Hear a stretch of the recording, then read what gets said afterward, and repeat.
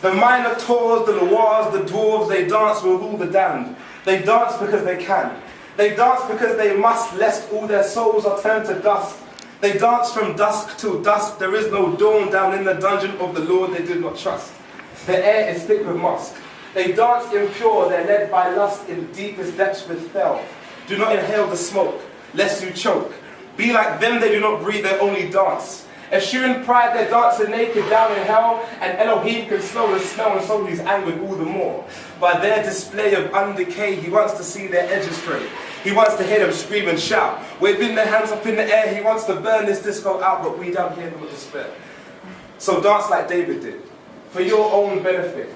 One day you'll die and wish you put your limbs to better use. When crucified your legs decay, you better dance your life away. For I'll be at your door one day with scythe in hand, no might, no decks, I am the angel of death. I'll every ounce of life and love collect, your beating heart, your hopes, your breath. So enjoy your life. It's on my lap, you're beginning to fall asleep, and I'm almost freaked out by how effortless loving you is. So I walk into your room and tuck you in.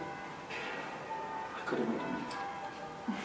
Maybe you would have welcomed it, but I didn't. And weirdly enough, I'm thankful for it, because I've never known courtship. And evidently, despite my years watching Disney, I didn't know romance, so it's another walk home now. And I've walked along these same streets for so long, yet never felt admitted to the club of street dwellers. I'm constantly walking through and past, trapped in bypass, and truly my journey is living. But honestly, recently it's felt like my journey has been spent living the same thing. Tonight, these streets see me walk slow, look up, and taking the view with a new perspective. I was reflective.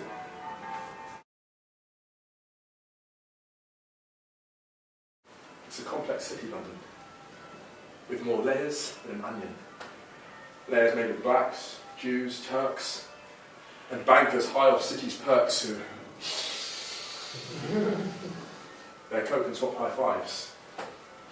Top football players and their wives. Stars off the big screen with their chic apartments. Here and there, a Greek, a Russian, strolling through its parks who, with his fellow oligarchs, has day-traded his state, then escaped. But this city still can't be shaped by those who see it gentrified, who doubt if it gently died. It's a fearsome adversary that for years has had to carry all this weight. And though millions support it, its resilience somehow remains. And if that strength stems from the calm and cold blood of the River Thames, I just don't know. I just know this, that London will one day dismiss us as it has dismissed all of those who try to dress it in their clothes. That's why. You staged the fight between Muhammad Ali, top of his game, in his prime, and London, this hometown of mine. I bet a few times you could blast it, outclass it, but not outlast it. Woo!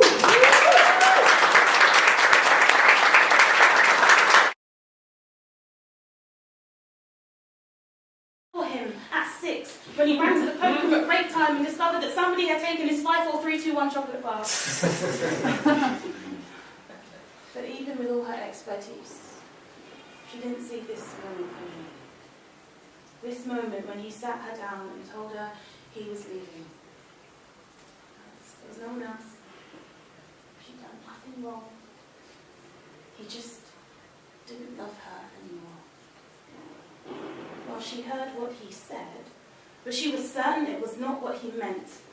She looked into his eyes, 35 years of emotional history gently bathing in salt water, and she began to dig. She told him what he meant was that he was scared, and he was letting go of something before it let go of him. And she could see him at 3, when he jumped into his mother's arms and she failed to catch him. Him at 8, when he hid in a cupboard during a game of hide and seek and nobody came to find him. Him at 16, when he broke his leg and had to give up his dream of being a footballer. Him at 25, when his best friend crashed his car into a lamppost and trapped in the passenger seat, he was forced to watch him die. Him at 31, working at the only job he'd ever enjoyed and suddenly being made redundant. Him at 34, and after a trying year of trying, they found out she couldn't have children.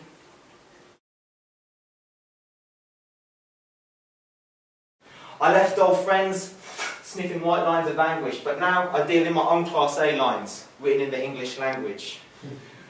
Page to page, my story unfolds. I'm a hard copy shell of a man with a paperback soul. No idea where my story's going to go, but I'm hoping my mind stays focused. My character's hopeless at times, and I know this, but I'll soldier on through the rain and sun, with a wish I can make a living doing what I love, providing for my girl, making her smile wider, to freestyle battles with our kids by the fire. A higher life of living driven by the smiles and giving them a hidden chest of treasure where my stress will be a minimum. So I ride my life through the lines of a margin, write with a pen that's starting an art form, parting my heart from its tendons, sending the sentiments to vent in my veins. Through the tubes of the blues where they gather in weight, from the heart to the brain to the plain paper page, into rhymes from my eyes where they gather in rage to the vocal cords choking on this art gallery stage.